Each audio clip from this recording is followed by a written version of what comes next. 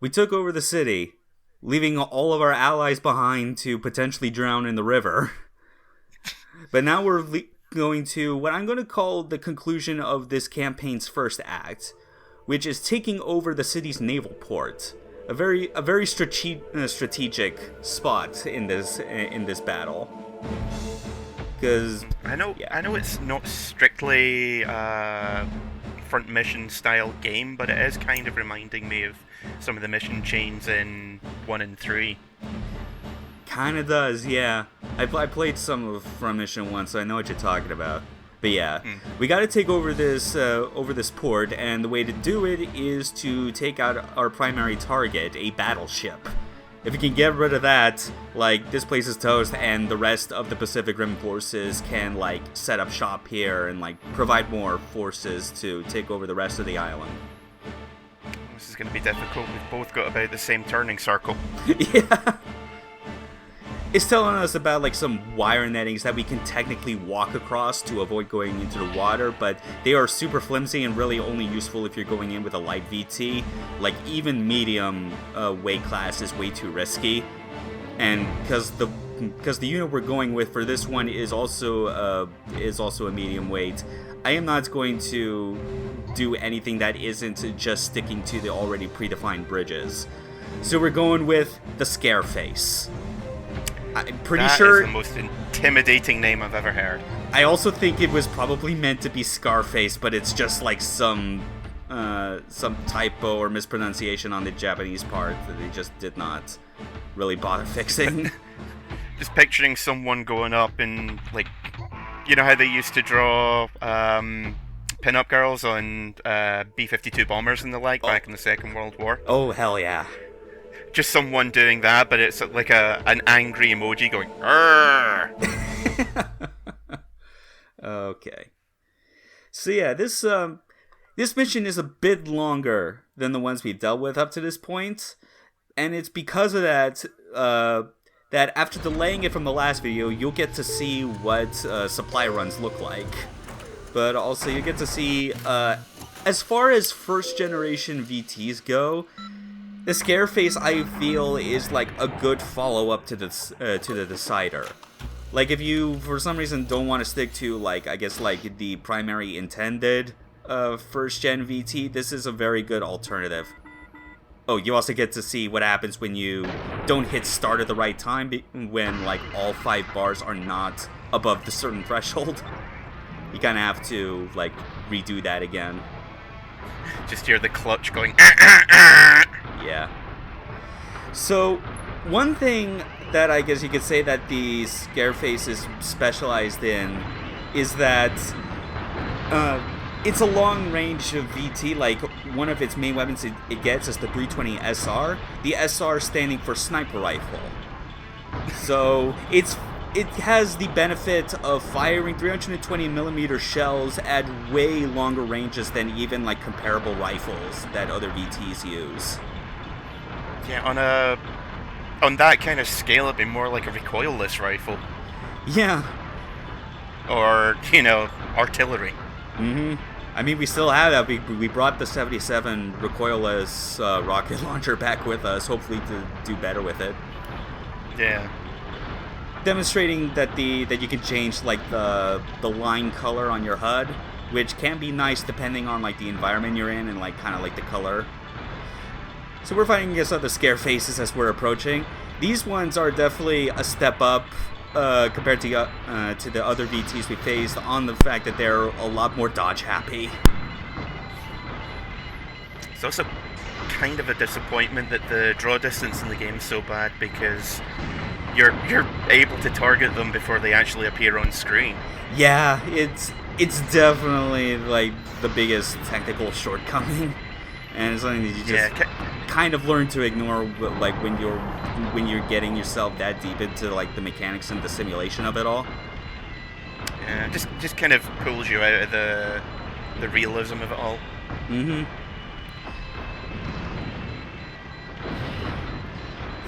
Those sidearm grenades finally did something worth a damn.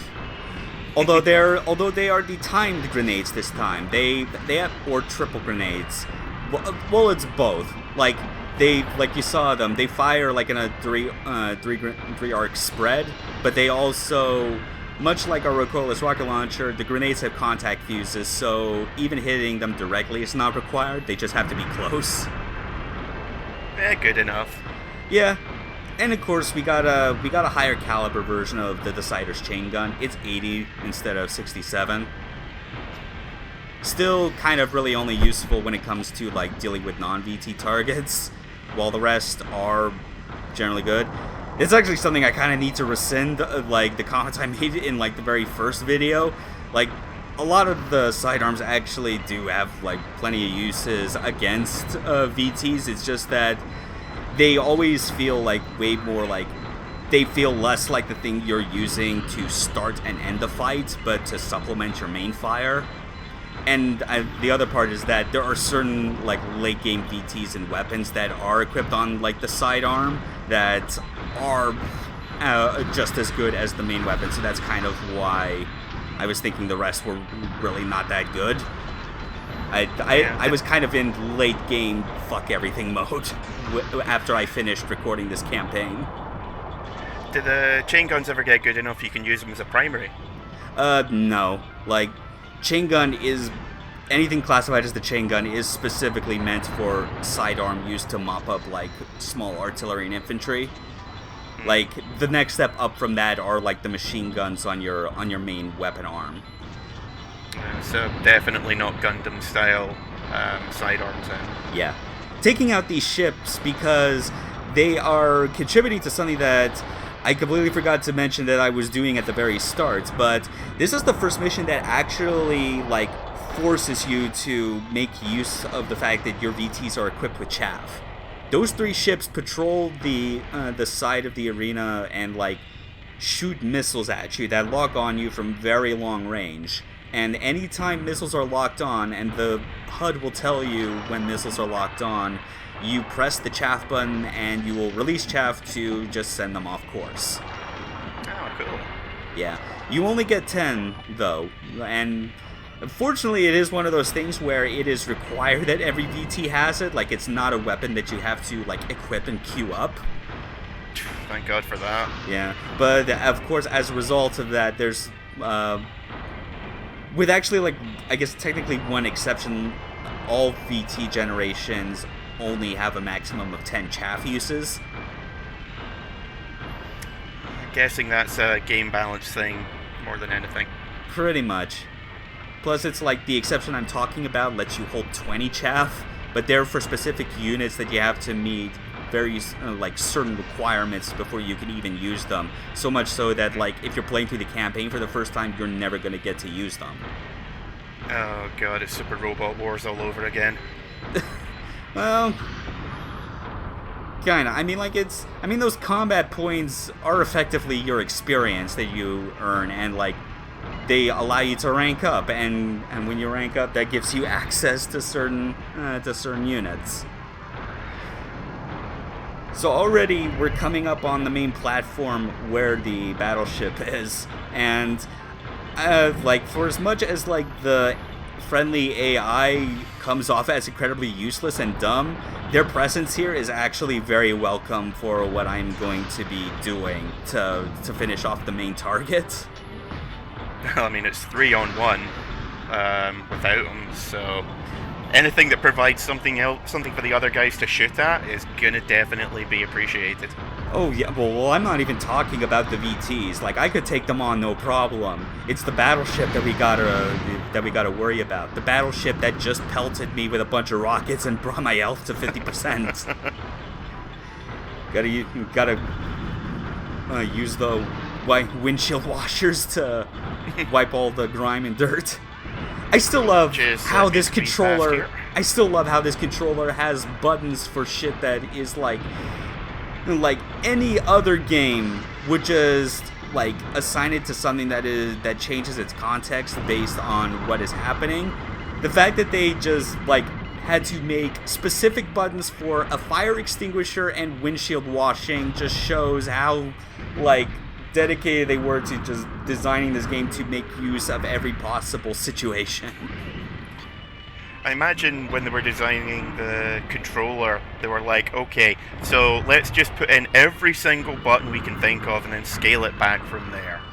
Yeah, it's like come up with every sort of like feasible, realistic function you would have in a giant robot cockpit, make that for the controller first, then design the entire game around it. Someone's like, do we need turning signals? I don't think so, Bill. No. What about jump jets? No. Well, we tested it.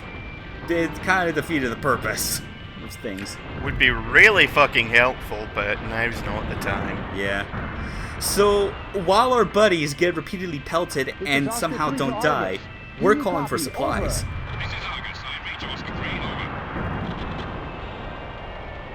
Before I realized that, oh wait, I was on the wrong frequency. Wagonmaster, this is Oscar 3. Do you copy? Over.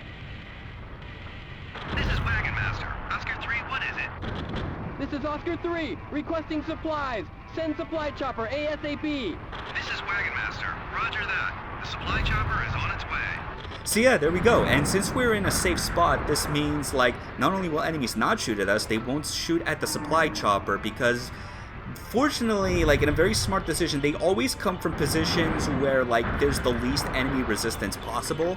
So the chopper is coming in straight from our right, so it won't get in the way of the battleship that is currently just bullying the hell out of my comrades.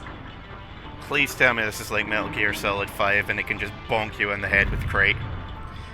It doesn't, no. But it just magically... Damn it. But it magically siphons ammo, fuel, chaff, and 50% health into your VT. Ah, fairy dust. Yep. Oh yeah, you can also close the map monitor at the top if you so choose.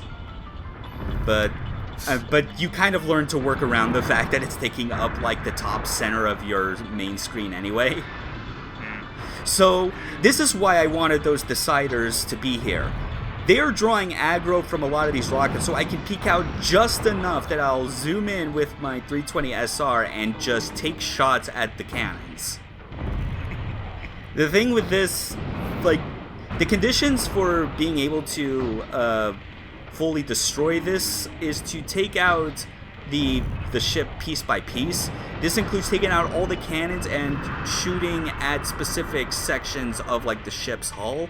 Like, the best way to tell is by looking for, like, those kind of like corner circles, or not circles, the corner squares, basically, that normally would indicate, like, that's actually kind of one thing I wish that this game did, was let you use the lock-on to target the specific sections, just so it would be easier to know if you hit them correctly. But no, this is a situation where you have to make use of the zoom and manually aiming your joystick to actually hit them. I'm genuinely surprised that the game's not realistic enough that you can just puncture the hull. Yeah, I don't know.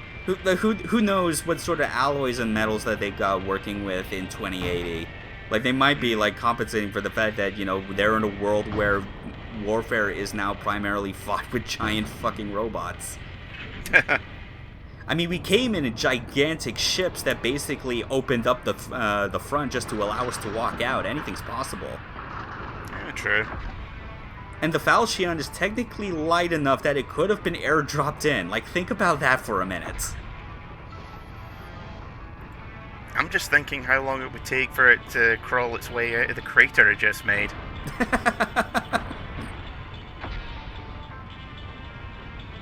I mean, yeah. Admittedly, the best real robot series are the ones that just explain and infer enough about how everything works. And if there's anything that could poke holes in it, they don't even go, yeah, don't think about that, or they don't try and like make up like some flimsy explanation. They just act like the question was never asked.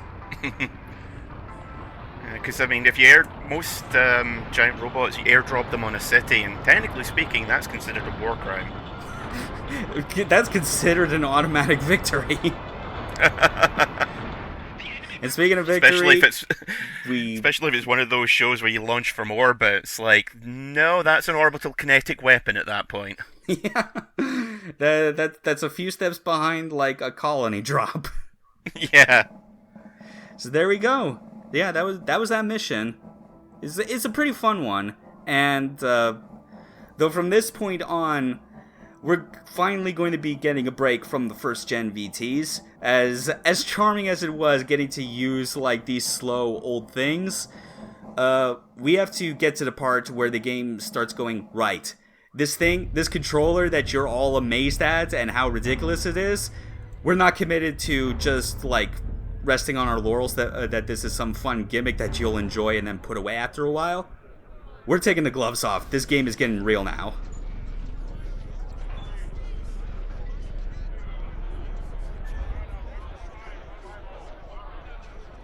Don't tell me that's the new type VT. Looks like it came right out from a garbage compactor.